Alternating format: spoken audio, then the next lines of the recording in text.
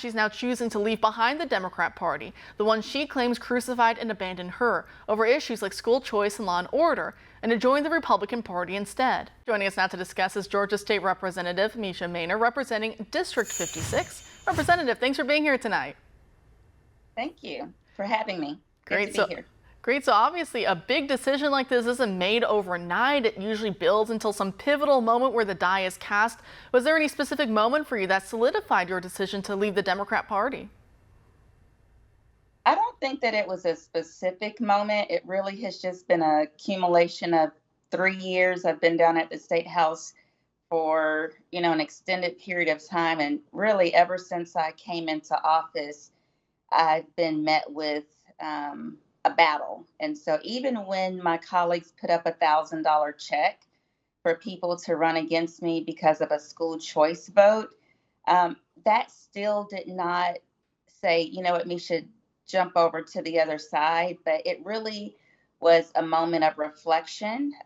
Misha, maybe the ideals of the Democratic Party are not the ideals that most benefit your constituents.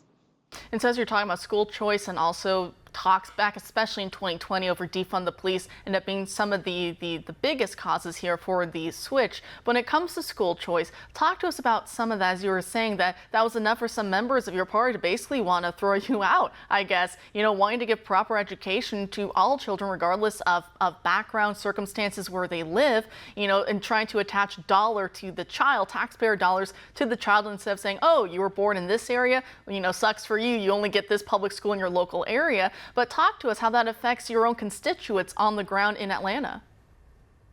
The unfortunate thing is a lot of people in my district, it's a marginalized, parts of my district are quite marginalized, where 3% of the kids are meeting an academic proficiency, whether it's in math or in reading. In some schools, I just pulled up some reports, it's 2%. So in other places, it's even worse.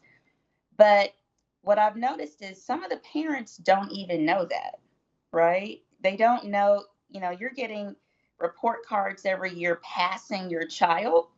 So you would assume that your child knows how to read and you assume your child knows simple math, but that's actually just not the case.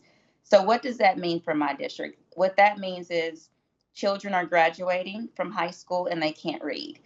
I literally have seen resignation letters from teachers that they give to the school board that says, you know what, I just cannot be a part of a system of graduating children, telling them they can read, them taking out loans to go to a technical college, and then leaving technical college because they can't read. It's a problem. It really is. And sometimes you'll hear, especially from the teachers unions and those who are in their pockets, they'll say, well, we can't do school choice because then some schools might close. A lot of parents might choose to take their children elsewhere where their child can get a better education. So do you think when it comes to some of those arguments that, unions and, money interests are being put above that of students, like you said, we're talking about real people here, real people who are going to go on. We hope to have, good careers and good families, but we're stunting them in their growth because I guess it profits some. And I guess we don't care that the expense is our own children. So when you hear arguments like that, oh, well, some public schools may close, they might not have enough, students coming in, do you just think, well, this is just basically profits being put ahead of children? It absolutely is. And, people need to look, not people, the people deserve a quality education. What the teachers union should really be saying, and when I say this, I am not anti-teacher because I understand that teachers are handcuffed to a system. But what the teachers union should really be saying to the school boards, if they care, is why not do a different curriculum? Because this one isn't working. We don't have to do a traditional curriculum. It could be a Montessori curriculum. It could be a 4-day program and they're with their parents at a job site another day. It's just so many possibilities. In local schools, boards, they have the ability to make those changes. So instead of making changes, the answer is stay where you are.